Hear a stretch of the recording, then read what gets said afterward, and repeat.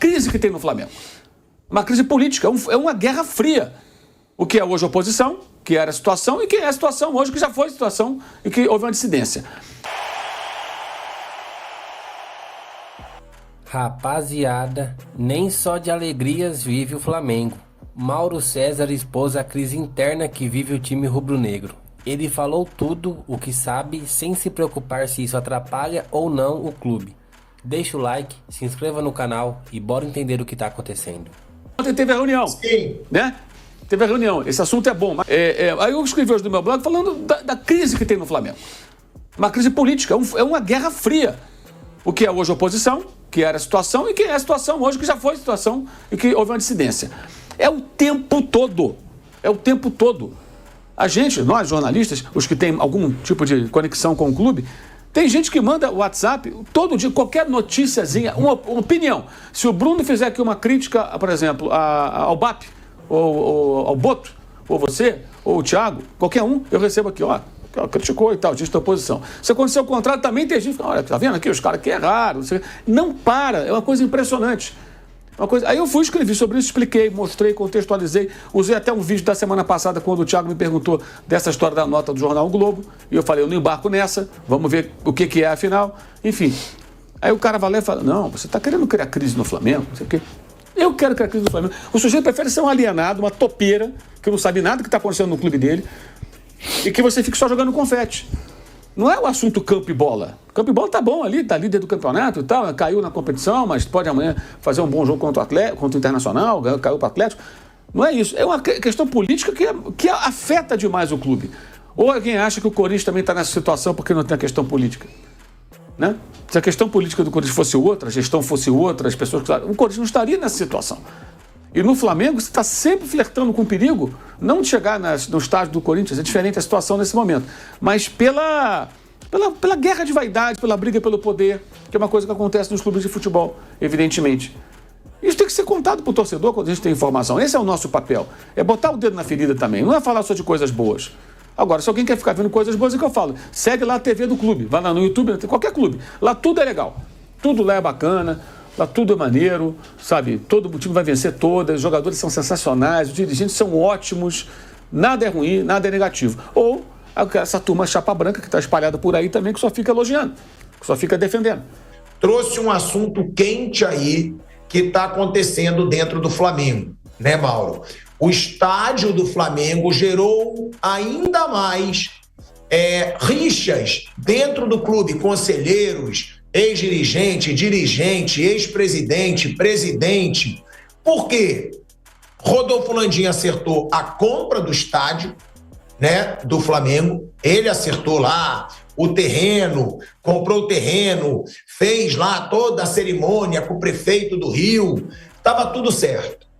Agora parece que o Flamengo não está disposto, na nova gestão do BAP, a construir o estádio. Surgiu até a hipótese da devolução do dinheiro. O Landim falou no blog do Luiz Penido, que entende que o terreno está sob risco e que basta o prefeito pedir o terreno de volta.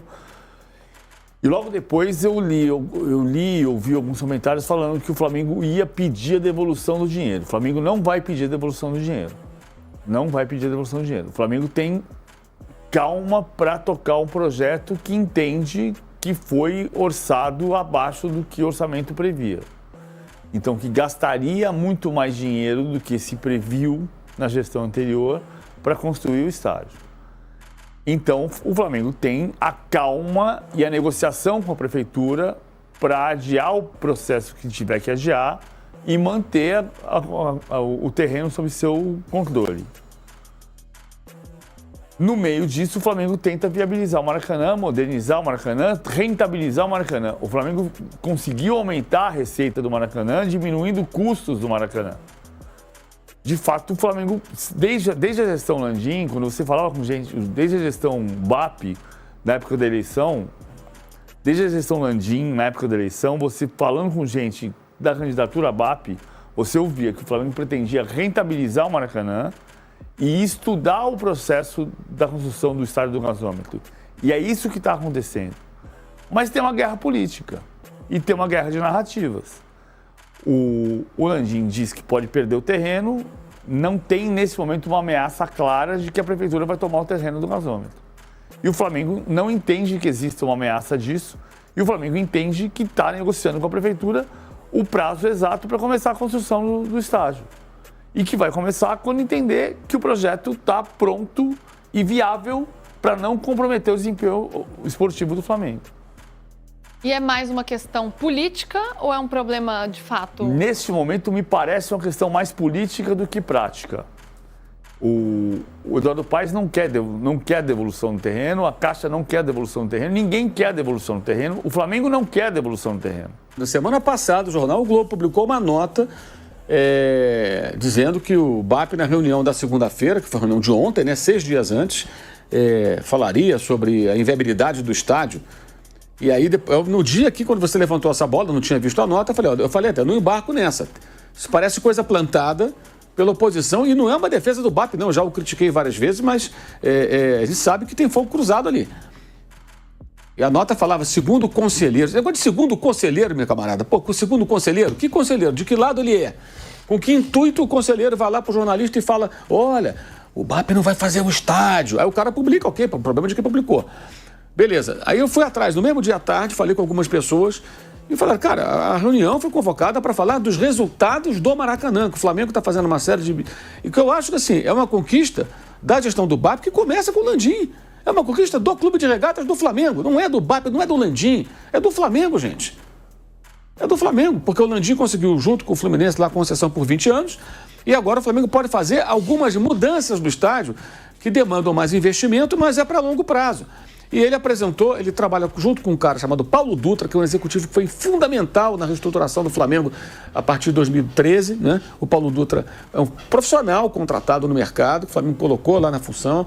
Na época estava lá o BAP, estava o Landim, todo mundo, bandeira do presidente, né? Essa turma toda que está lá e que saiu, estava todo mundo junto ainda antes da primeira cisão. São 2, na verdade, pelo menos, né? E esse cara saiu, trabalhou numa empresa chinesa até, e voltou agora para o clube, e o BAP, junto com o Paulo Dutra, pelo que eu apurei, estão juntos trabalhando com uma equipe, claro, na otimização do Maracanã. Então eles conseguiram renegociar os contratos todos dos fornecedores de serviços e com isso reduziram valores, conseguiram eliminar o custo de aluguel porque o Maracanã passou a dar superávit, eles estão agora com o plano de fazer um isolamento com uma rede que eu acho muito ruim, mas enfim, outros estádios têm, então por que não pode ter, né? Paciência, eu acho horrível para o visitante, mas aqui no Parque Antártica tem, acho que lá em Belo Horizonte também tem, se não estou enganado, no Atlético. Mas enfim, mas estão buscando uma maneira de não ficar com aqueles 4, 5 mil lugares isolados, inutilizados, abaixo da torcida visitante nos jogos do Flamengo como mandante do Maracanã. E aí, rapaziada, o que acham disso? Deixem nos comentários e se inscrevam no canal. Obrigado por assistirem até aqui. Fiquem com Deus e até a próxima. Valeu!